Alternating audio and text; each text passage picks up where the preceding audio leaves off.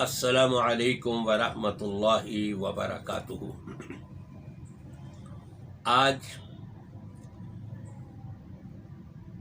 9 نومبر ہے اور اس کی مناسبت سے علامہ اقبال شاعر اسلام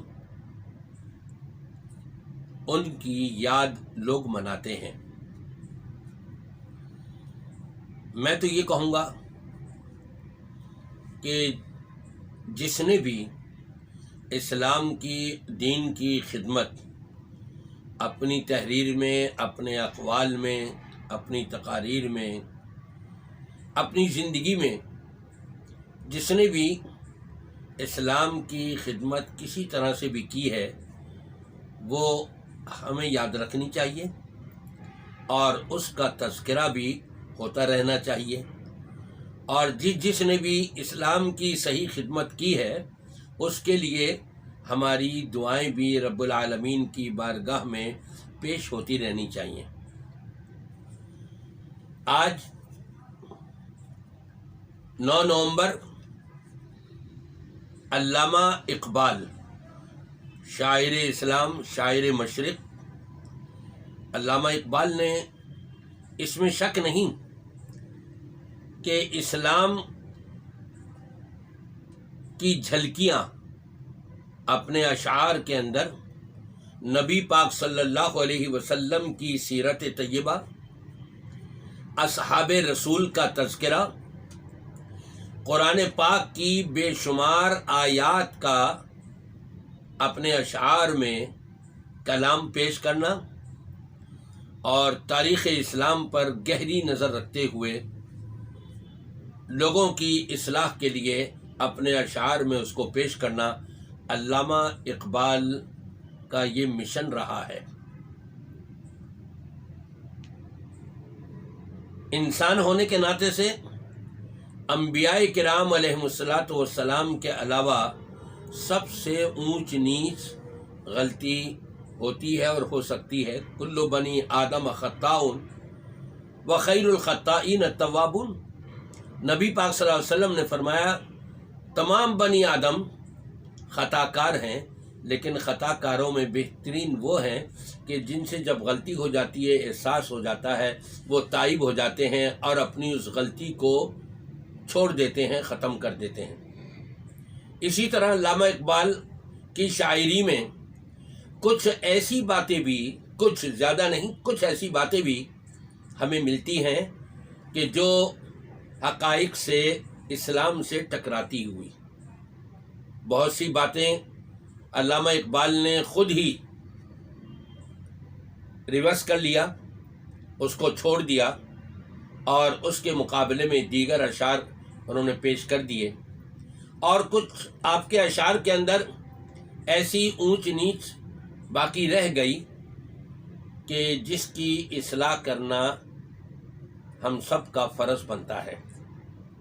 لیکن اس کا یہ مطلب نہیں کہ علامہ اقبال کی اس غلطی کو لے کر کے ہم ان پر لعن طعن شروع کر دیں، جیسا کہ عام لوگوں کا رویہ ہے۔ یہ چیز بڑی غلط ہے۔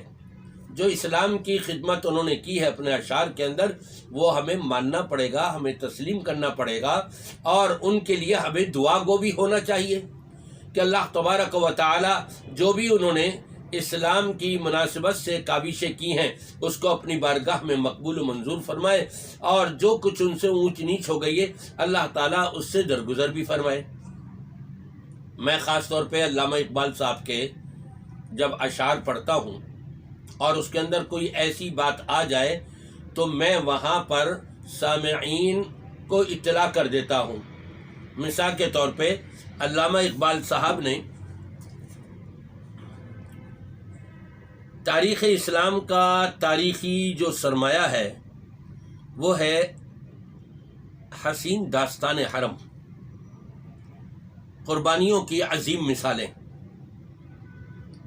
تو علامہ صاحب نے اس کے اوپر ایک شعر لکھا، غریب و سادہ و رنگی ہے داستان حرم، غریب و سادہ و رنگی ہے داستان حرم، نہایت اس کی حسین اور ابتدا ہے اسماعیل۔ میں نے اس کے اندر تبدیلی یہ کری، نہایت اس کی حسین، حسین کے بجائے نہایت اس کی حسین، اور ابتدا ہے حابیل۔ قرآن پاک نے ہم کو یہ بتایا ہے کہ روئے زمین پر انسانوں میں سب سے پہلی قربانی دینے والا حضرت آدم علیہ السلام کا بیٹا حابیل تھا، جو قابیل کے مقابلے میں انہوں نے اپنی جان کی قربانی دی۔ تو ہمیں یہ کہنا چاہیے نہایت اس کی حسین اور ابتدا ہے حابیل، اور یہ کہ نہایت اس کی حسین نہیں، یہ جذبہ جہاد یہ قیامت تک چلے گا، جب تک دنیا قائم ہے آنے والے مجاہدین اپنی اپنی قربانیاں پیش کرتے رہیں گے، اس لیے میں نے اس کو تبدیل کیا، نہایت اس کی حسین اور ابتدا ہے حابیل۔ اسی طرح سے علامہ اقبال کا ایک اور بڑا عمدہ اور بہترین شعر جو حقائق پر مبنی ہے، اور انہوں نے اپنی دل کی آواز ہمارے سامنے پیش کری، فرماتے ہیں کہہ دو غم حسین منانے والوں سے، کہہ دو غم حسین منانے والوں سے، مومن کبھی شہداء کا ماتم نہیں کرتا، مومن کبھی شہداء کا ماتم نہیں کرتا، ہے عشق اپنی جان سے زیادہ آل رسول سے۔ یہاں عشق کی جگہ میں یہ کہوں گا کہ محبت ہونا چاہیے، ہے محبت اپنی جان سے زیادہ آل رسول سے، یوں سر عام ہم ان کا تماشا نہیں کرتے، روئیں وہ جو منکر ہیں شہادت حسین کے رضی اللہ تعالیٰ عنہ، روئیں وہ جو منکر ہیں شہادت حسین کے،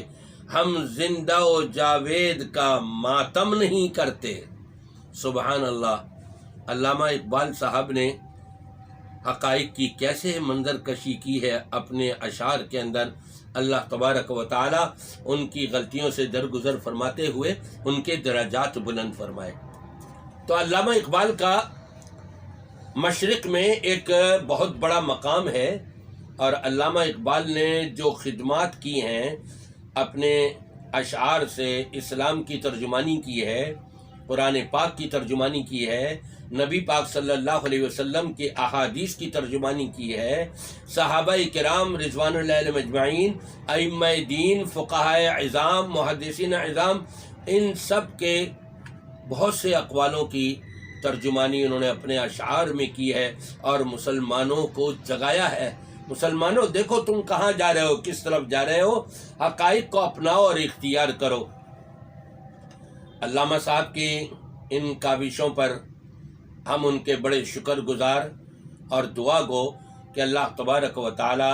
علامہ صاحب کی لغزشوں سے درگزر فرمائے اور انہیں